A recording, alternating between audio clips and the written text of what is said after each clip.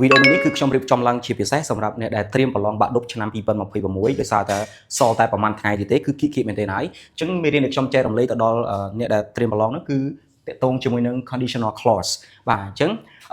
យើងមកមើលទាំងអស់គ្នាបាទមុននឹងយើងចូលខ្ញុំសូមញែកជាពីរសិនបាទទី1គឺពាក្យថា conditional បាទប្រែថាលក្ខខណ្ឌបាទទី2គឺ clause ប្រែថាប្រយោគឬក៏ sentence ហ្នឹងហើយបាទតែគេអត់ទៅសេ sentence ទេគេសេ clause អញ្ចឹងសរុបរួមឲ្យខ្លីមក conditional clause គឺជាប្រភេទប្រយោគលក្ខខណ្ឌលក្ខខណ្ឌយើងដឹងហើយប្រសិនបើកាត់ឡើងចេះតើនឹងទៅជាយ៉ាងណាគឺខសន្យាឬក៏លក្ខខណ្ឌហ្នឹងដែលនៅក្នុងប្រភេទប្រយោគលក្ខខណ្ឌគឺតែងតែមានពាក្យបើខ្មែរយើងប្រែថាប្រសិនបើឬក៏បើសិនមែនទេចេះអង់គ្លេសគឺ if បាទតោះឥឡូវយើងចូលសាច់មេរៀនរបស់យើងទី1គ្រប់ប្រភេទ conditional clause ទាំងអស់តែងតែមានទម្រង់ដូចគ្នាទាំងអស់បាទទម្រង់ទូទៅរបស់វាគឺមាន if បូកជាមួយនឹងលក្ខខណ្ឌឬក៏អង់គ្លេសគេឲ្យឈ្មោះថា condition បាទយើងដាក់លក្ខខណ្ឌមកប្រសិនបើយ៉ាងម៉េចបាទបន្តមកទៀតយើងប្រើសញ្ញា comma បាទហើយដាក់ result លទ្ធផលយើងដាក់លក្ខខណ្ឌហើយច្បាស់ជាមានលទ្ធផលហើយបើសិនជាសកម្មភាពនឹងកាត់ឡើងចេះតើលទ្ធផលហុចផលទៅជាយ៉ាងណាវាមានលក្ខខណ្ឌអញ្ចឹងខាងផ្នែកកតុយនេះគឺ result បាទលទ្ធផលតែបើសិនជាអ្នកទាំងអស់គ្នាចង់យក if conditional នេះទៅដាក់នៅចំកណ្ដាលវិញហើយ result នៅខាងមុខវិញអ្នកគ្នាមិនចាំបាច់ដាក់ comma ទេបាទតែខ្ញុំសូមបង្ហាញពីវិធីស្រួលៗវិញបីអ្នកគ្នាចំណាំគឺចំណាំតែ if នៅខាងមុខបានហើយបាទតោះឥឡូវយើងចូលដល់ប្រភេទលក្ខខណ្ឌអញ្ចឹងជាទូទៅនៅក្នុងទី12ថ្នាក់ទី12យើងគឺខ្ញុំសង្កេតមើលលំហាត់ដែលធ្វើចេញពេលប្រឡងគឺមានត្រឹម cell conditional ទេបាទអញ្ចឹងខ្ញុំសូមបង្ហាញត្រឹម cell conditional បាទអញ្ចឹងដំបូងគឺ zero conditional បាទ zero conditional នេះគឺ form របស់វាគឺ if បូក present simple result របស់វាគឺ present simple អញ្ចឹងខ្ញុំចង់បញ្ជាក់អ្នកនរគ្នាពី tips ស្រួលចាំបន្តិចត្រង់ចំណុចនេះនៅពេលដែលគេទៅសេ present simple មានន័យថាសកម្មភាពនោះគឺ fact ឬក៏ true ពិត 100% 100% បាទអញ្ចឹងចំពោះ zero conditional នេះគឺការប្រើប្រាស់របស់វាប្រសិនបើលក្ខខណ្ឌនេះប្រសិនបើសកម្មភាពនេះវាកើតឡើង 100% មែនបាទនេះគឺសកម្មភាពនេះកើតឡើងមែន 100% អញ្ចឹង result របស់វាក៏នឹងកើតឡើងពិតជាក់ស្ដែង 100% ដែរបាទអញ្ចឹង if បូក present simple ដោយយើងអាចចំណាំបានថាឲ្យទៅសេ present simple គឺនិយាយពីការពិត fact យើងធ្លាប់បានរៀនរួចហើយបាទហើយ result វាគេសេ present simple ទៀតមានន័យថាពិតដូចគ្នា 100% ហ៊ានតាសកម្មភាពនេះកើតឡើងមែនលទ្ធផលច្បាស់ជាឲ្យផល 100% បាទអញ្ចឹងឥឡូវយើងមកមើលឧទាហរណ៍បាទ if I drink gasoline I go to hospital ឃើញទេបាទប្រសិនបើខ្ញុំផឹកសាំងសកម្មភាពប្រសិនបើយើងផឹកសាំងមែនអានេះ 100% តែហ៊ានតែផឹកវិញលទ្ធផលវាយ៉ាងម៉េច I go to hospital ខ្ញុំទៅពេទ្យតែហ៊ានផឹកមែនទៅពេទ្យឡើយហ្នឹងឯងបាទឃើញអញ្ចឹងបើសិនជា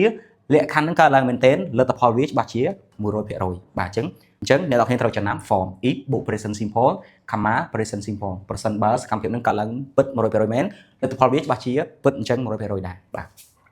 ទី2យើងចូលដល់ first conditional បាទ first conditional នេះគឺជាប្រភេទលក្ខខណ្ឌទី1បន្ទាប់ពី zero បាទអញ្ចឹង form របស់វាគឺ if បូក present simple comma will បូក verb 1ដែល will បូក verb 1នេះគឺគេឲ្យឈ្មោះថា future simple តែអ្នកគ្នាមិនបាច់គិតអានេះទេយើងគិតថា will បូក verb 1បានណាបាទអញ្ចឹងអ្នកគ្នាត្រូវទន្ទិញរូប form វានីមួយៗឲ្យចាំសិនរួចចាំវិភាគការប្រើប្រាស់របស់វាបាទអញ្ចឹងអ្នកទាំងអស់គ្នាមើលទៅគេទៅសេជា present simple អញ្ចឹងដូចអំបញ្ញមិញ present simple គឺសកម្មភាពហ្នឹងវាពិត 100% ប្រសិនបើសកម្មភាពហ្នឹងកើតឡើងពិត 100% មែនលទ្ធផលវាទៅជាយ៉ាងណាគេទៅសេ will បូក verb 1អញ្ចឹងអ្នកទាំងគ្នាបានរៀនហើយ future simple គឺនិយាយអំពីសកម្មភាពដែលកើតឡើង50-50មានថាជួនកើតជួនអត់តែវានឹងកើតឡើងតែយើងអត់ច្បាស់ទេតែណាមានន័យថាវានឹងកើតឡើងប៉ុន្តែមិនដឹងថាកើតឡើងមែនឬអត់អានេះគេហៅ50-50តែណាតែក្រៅពីនោះគេមានការប្រើប្រាស់ផ្សេងទៀតតែនៅក្នុង conditional យើងនេះខ្ញុំសូមលើកយកតែសកម្មភាពដែលនឹងកើតឡើងប៉ុន្តែអត់ច្បាស់អាចកើតអាចអត់បាទអញ្ចឹងគេទៅសេជាតម្រង will បូក verb 1អញ្ចឹងខ្ញុំសូមដាក់ភាគរយ50ព្រោះយើងអត់ដឹងច្បាស់ទេតើសកម្មភាពនឹងកើតឡើងមែនទេបាទយើងដឹងច្បាស់បាទអញ្ចឹងសាថ្មីប្រសិនបើសកម្មភាពនឹងកើតឡើងពិតជាស្ដែង 100% លទ្ធផលវាអាចកើតអាចអត់ជួនកើតជួនអត់50-50អត់ដឹងទេតោះឥឡូវមើលឧទាហរណ៍ if I study hard tonight ប្រសិនបើខ្ញុំខំរៀនយប់នេះខំរៀនខ្លាំងណាស់ដាច់យប់ដល់ I will pass exam tomorrow ខ្ញុំនឹងប្រឡងជាប់នៅថ្ងៃស្អែកបាទអញ្ចឹងយើងគ្រាន់តែលេខមើលសកម្មភាពទៅប្រសិនបើសកម្មភាពនេះកើតឡើងពិត 100% មែនគេទៅសេជា present simple លទ្ធផលវានឹងអាចកើតឡើង50-50 I will pass exam tomorrow ខ្ញុំនឹងប្រឡងជាប់នៅថ្ងៃស្អែកតើយើងជឿជាក់បាន%ថាយើងប្រឡងជាប់ថ្ងៃស្អែកមែនជួនកាលខំរៀនតែមួយថ្ងៃខំរៀនតែមួយយប់តែស្អែកឡើងជួនកាលប្រឡងជាប់ជួនកាលប្រឡងអត់ជាប់ទៅមើលប៉ះមេរៀនអត់ជាប់មកយើងទៅណាអញ្ចឹងយើងអត់ទាន់ដឹងច្បាស់ទេអញ្ចឹងប្រសិនបើអ្នកនរគ្នាចង់និយាយអំពីលក្ខខណ្ឌ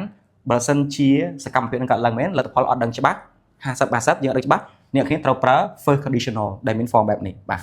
អញ្ចឹងទន្ទឹងឲ្យចាំសំខាន់ណាស់ form នេះសម្រាប់ប្រឡងបាក់ឌុបដោយសារគេឲ្យយើងគូហុំចម្លើយបាទអញ្ចឹងយើងចាំ form វានិងការប្រើប្រាស់វាអូខេទី2គឺ second conditional បាទអញ្ចឹងបន្ទាប់ពី first conditional គឺ second conditional ប្រភេទប្រយោគលក្ខខណ្ឌទី2អញ្ចឹង form របស់គេគឺ if បូក past simple bộ would bộ verb want បាទអញ្ចឹងក្នុងនេះគឺគេគ្រាន់តែដូរទៅជាទម្រង់អតីតកាលទាំងអស់ទេនេះពី first conditional នេះអ្នកគេមើលទៅ if រក្សាទុកដដែល present simple នេះគេដូរទៅជា past simple គេស្រួលចំណាំឯតាមលេខរៀងwill បូក verb want នេះគេដូរទៅជា will គេដូរទៅជា would ដោយសារគេ past របស់ will គឺ would បាទហើយ verb want រក្សាទុកដដែលនេះរបៀបចំណាំ for បាទចុះការប្រើប្រាស់វិញបាទនៅពេលដែលគេទៅសេជា past simple នៅក្នុង conditional គឺមានន័យថាវាអត់ពិតទេនៅពេលបច្ចុប្បន្នមិនពិតនៅពេលបច្ចុប្បន្នតែណាចាំតែឲ្យច្បាស់តិចបាទមិនពិតនៅពេលបច្ចុប្បន្នដល់ពេលខាងនេះ would bo want នឹងមិនពិតស្អែកបាត់ទៅហើយបាទអញ្ចឹងអ្នកគ្នាមើលប្រសិនបើសកម្មភាពនេះកើតឡើងមែនប៉ុន្តែជាក់ស្ដែងនៅក្នុងពេលបច្ចុប្បន្ននេះមិនពិតសម្រាប់យើងទេឬក៏មិនពិតទេនៅពេលបច្ចុប្បន្នលទ្ធផលវាច្បាស់ជាមិនពិតកាលណាតែប្រភេទលក្ខខណ្ឌនេះមិនពិតហើយលទ្ធផលវាច្បាស់ជាមិនពិតដូចគ្នាហើយបាទ fact now ខ្ញុំ say fact now អញ្ចឹងនៅពេលដែលគេប្រើសម្រាប់ចិត្តប្រើឬក៏ទៅសេឬក៏និយាយជាទម្រង់ second conditional នេះមានន័យថាប្រយោគលក្ខខណ្ឌនឹងជាការស្រមៃទេមិនពិតនៅក្នុងពេលបច្ចុប្បន្នចុះពេលអនាគតអត់ដឹងទេតែសម្រាប់នៅពេលបច្ចុប្បន្ននេះគឺមិនពិតទេបាទអញ្ចឹងចំណុចនេះបាទអូខេឥឡូវយើងមើលឧទាហរណ៍បាទ if I were you I would say no ប្រសិនបើខ្ញុំជាអ្នកតែឥឡូវយើងជាគេអត់ទេយើងជាយើងទេវាមិនពិតនៅពេលបច្ចុប្បន្នបាត់ហើយ I would say no ខ្ញុំនឹងមិននិយាយថាទេកាលណាតានេះមិនពិតបាត់ហើយចាអានេះក៏មិនពិតដូចគ្នាដែរអញ្ចឹងជាការស្រមៃវាមិនអាចខ្លាចជាការពិតនៅពេលបច្ចុប្បន្នទេបាទអូខេអញ្ចឹងទៅចំណាំ form នេះឃើញច្បាស់ជាឆ្ងល់ឡើងចាំតែដាក់ were នៅក្នុង second conditional នៅពេលដែល verb to be was were បាទអញ្ចឹងនៅក្នុង conditional គឺយើងអាចប្រើ were គ្រប់ subject pronoun ទាំងអស់ I he she it we you they បាទតែចំពោះការផ្សេងគឺអត់ទេអញ្ចឹងចំណាំទៅក្រៅពី were នេះអ្នកគ្នាអាចដាក់កិរិយាសព្ទ verb to ធម្មតាបានបាទកិរិយាសព្ទដូចជា speak ទៅជា spoke អីចឹងទៅបាទដាក់បានបាទដល់ពេលចុងក្រោយគឺ third conditional នេះបាទប្រភេទប្រយោគលក្ខខណ្ឌទី3មាន form ដូចជា if បូក past perfect បាទអញ្ចឹង past perfect អ្នកគ្នាដឹងហើយគឺ have បូក verb 3ហើយចំពោះ result វិញ would រក្សាទុកដដែលហើយអាកិរិយាសព្ទដែលធ្លាប់ជា verb 1នេះបាទទៅជាទម្រង់កិរិយាសព្ទរបស់ present perfect have បូក verb 3អញ្ចឹង if បូក past perfect would បូកកិរិយាសព្ទរបស់ present perfect គឺ have បូក verb 3បាទ full stop ទៅណាមកបាទអញ្ចឹងប្រភេទប្រយោគនេះគឺបង្ហាញពីភាពសោកស្ដាយបាទលក្ខខណ្ឌដែរតែលក្ខខណ្ឌហ្នឹងយើងនិយាយមកបែបលក្ខណៈសោកស្ដាយឥឡូវអ្នកគ្នាមកមើលសិនមើលឧទាហរណ៍សិន If Thailand hadn't started the war first we would have lived peacefully in our hometown បាទអញ្ចឹងប្រែថាប្រសិនបើប្រទេសថៃមិនបានចាប់ផ្ដើមសង្គ្រាមមុនទេយើងប្រហែលជារស់នៅយ៉ាងសុខសាន្តនៅក្នុងភូមិកំណើតរបស់យើងបាទតែសួរថាអានេះបង្ហាញពីអីគេភាពសោកស្ដាយបាទភាពសោកស្ដាយថាម៉េចភាពសោកស្ដាយក្នុងថាប្រសិនបើគ្មានសង្គ្រាមទេយើងប្រកាសជាយ៉ាងម៉េចរស់នៅបានសុខសាន្តបាទតែជាស្ដាយនេះគឺវាបានកើតឡើងរួចទៅហើយ regret បាទអូខេអញ្ចឹងតេតងជាមួយនឹង conditional សូមអ្នកទាំងអស់គ្នាបដោតទៅលើទី1ទៅទិញ form នេះបាទចំណាំទៅយើងសាកសម័យជារូបភាពទៅទី2គឺទៅទិញ form វាមួយហើយ form នេះគឺអ្នកដូចធ្វើតាមខ្ញុំទៅបើសិនជាគេសរសេរជា present simple មានថាសកម្មភាពនោះពិតបាទមើល result ដូចគ្នាបើគេសរសេរជា past គឺដឹងតែមិនពិតទេតែបើគេសរសេរជា perfect បាទត្រង់បែប perfect គឺបែប regret នៅក្នុង conditional clause បាទអញ្ចឹងសង្ឃឹមថាវិជ្ជាករ conditional clause នេះជួយបំពន់មួយផ្នែកទៀតសម្រួលដល់ការចងចាំនិងងាយស្រួលក្នុងការធ្វើលំហាត់នៅពេលប្រឡងបាទអញ្ចឹងជួបគ្នានៅវីដេអូក្រោយទៀតបាទ